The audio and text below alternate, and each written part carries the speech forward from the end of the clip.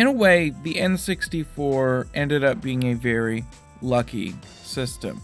While it never really managed to reach the massive software library on the PS1, it's often remembered far more fondly.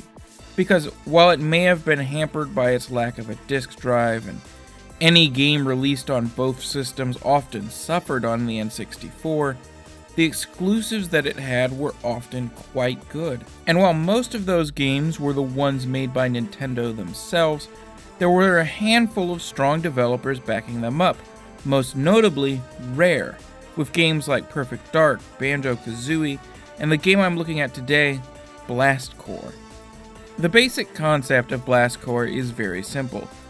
You need to blow shit up. The reasons vary, but the most common one is that a vehicle carrying nuclear missiles has gone out of control, and you need to use demolition equipment to blow up everything in its path so it doesn't cause an explosion. There's a huge number of different vehicles and a handful of different modes, though the carrier one is definitely the most common and the most fun. Still, you're always bouncing back and forth between different vehicles and different modes, and it never really gets tedious. The side effect of that lack of tedium, of having so much variety, is that Blast Corps is kind of all over the place quality-wise as well. Most of the mission types and vehicles are great, but a few are complete garbage. The flying mech vehicle has a terrible camera, the racing missions are just not suited to the game's control scheme, and I never really could get a hold of the drifting dump truck.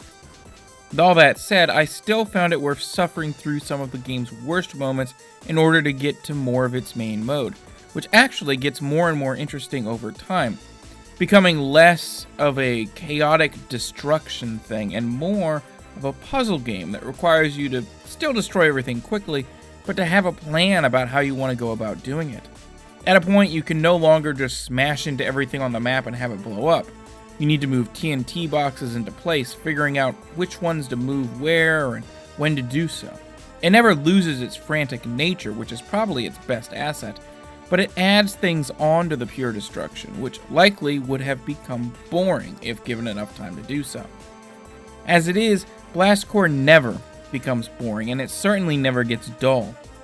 Blast Corps is at its best when you're just all over the place, causing as much mayhem as you possibly can. But far too often it asks you to perform tasks that are far too precise, to do things that frankly don't feel in the spirit of the rest of the game. Variety is great, and a lot of games need more of it, but in their quest for variety here, they've diluted what is often such an amazingly fun game.